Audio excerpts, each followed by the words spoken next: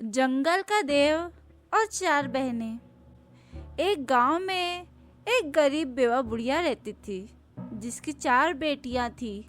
वो चारों ही खूबसूरत थी, लेकिन बुढ़िया को अपनी सबसे छोटी बेटी से बहुत प्यार था, क्योंकि वो ना सिर्फ खूबसूरत थी बल्कि ज़हीन और अक्लमंद भी थी।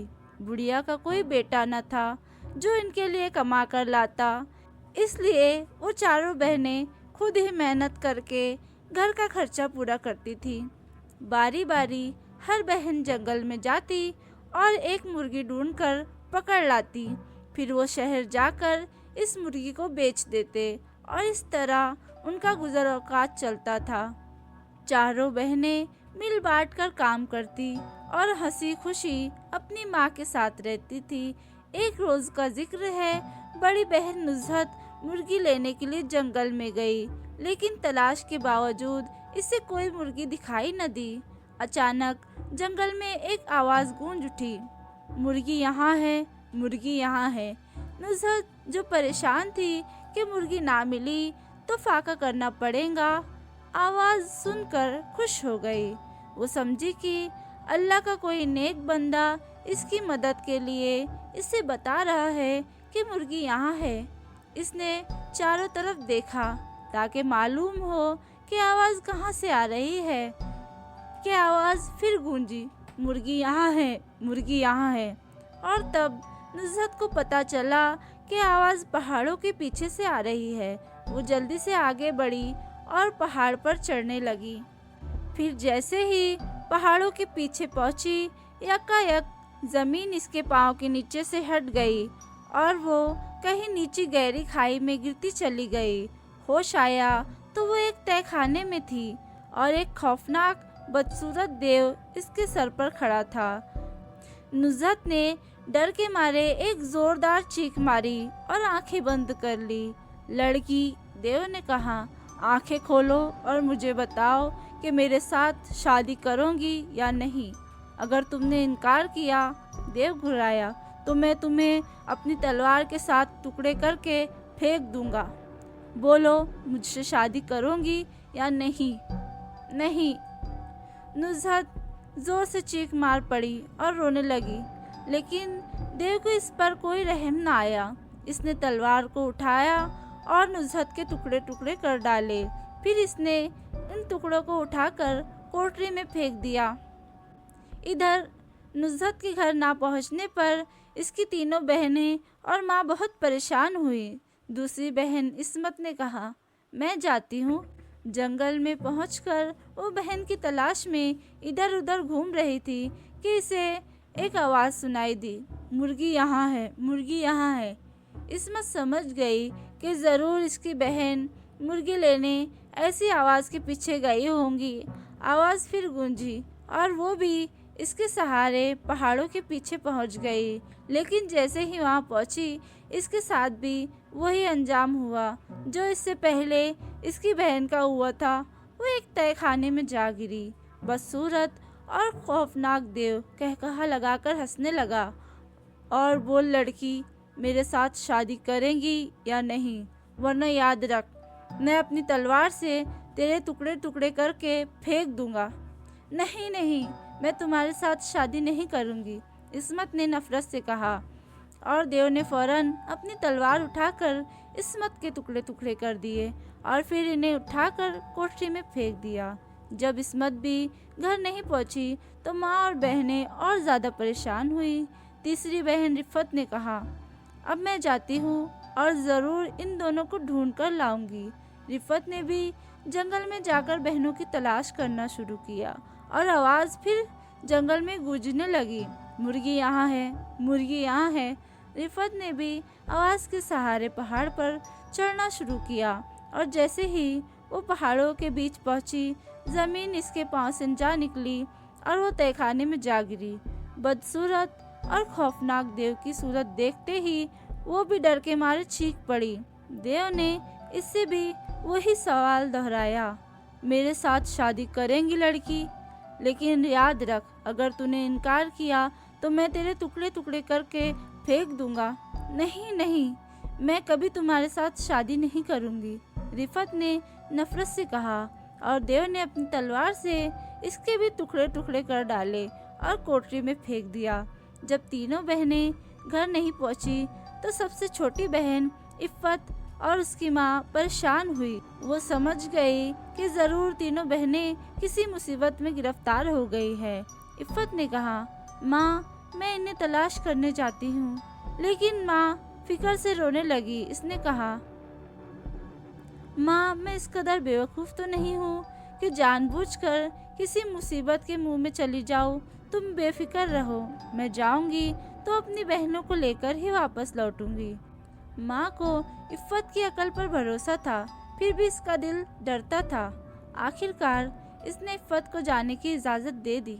जब वो जंगल में पहुंची तो दूर दूर तक कोई दिखाई नहीं देता था। वो दरख्तों में, झाड़ियों में, पहाड़ों में अपनी बहनों को तलाश करती रही और फिर वो अचानक जंगल में फैल जाने वाली आवाज़ पर चौंक पड़ी। मुर्गी यहाँ है, मुर्गी यहाँ है।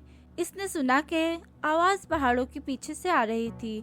वो तेज़ी से चढ़ती हुई पहाड़ों के पीछे जा पहुंची, लेकिन जैसे ही वहां पहुंची इसके पाँव के नीचे से ज़मीन निकल गई और वो एक गहरे तहखाने में जा गिरी। सामने ही एक खौफनाक और बदसूरत देव खड़ा था। इफ़्फ़त को देखकर इसने कहकहा लगाया। इफ़्फ़त का दिल डर के मारे कांपने लगा, लेकिन इसने अपना खौफ जाहिर नहीं किया। बोल लड़की, मेरे साथ शादी करेंगी या नहीं, वरना याद रख मैं अपनी तलवार से तेरे टुकड़े टुकड़े करके फेंक दूंगा। और इफ़्फ़त के जहन में फौरन ही सारी बात समझ में आ गई।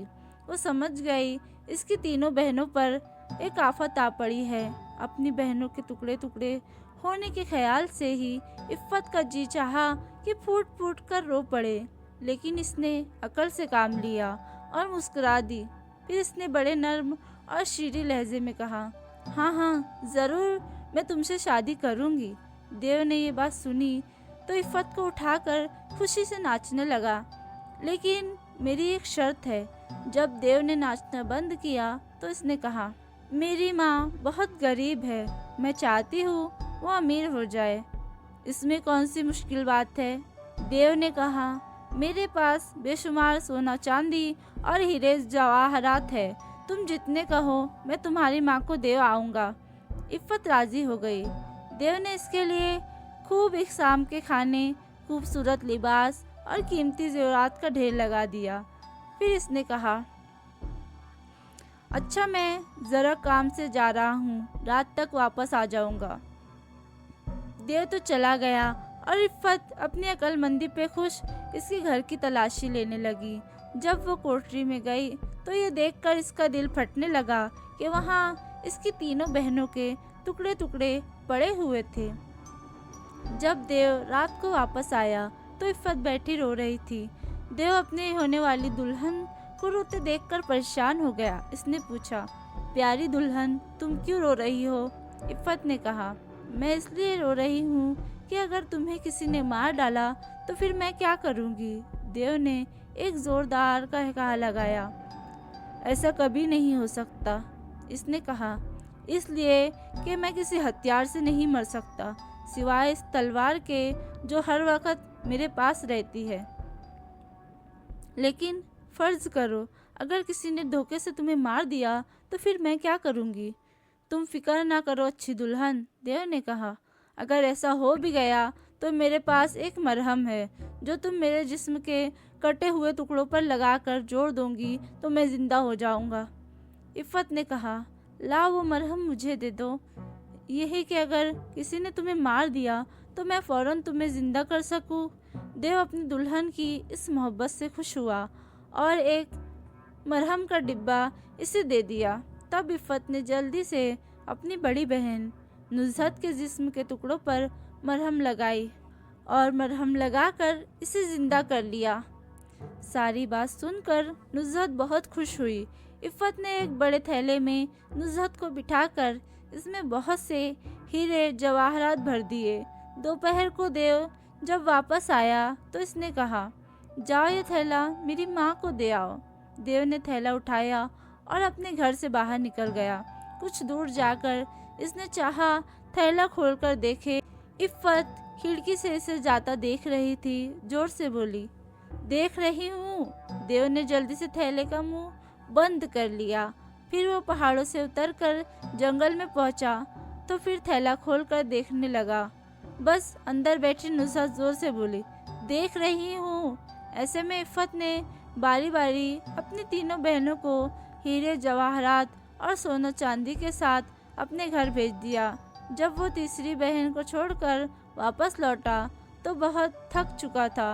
फिर रात भी बहुत हो गई थी। आते ही वो पड़ के सो गया और खर्राटे लेने लग गया।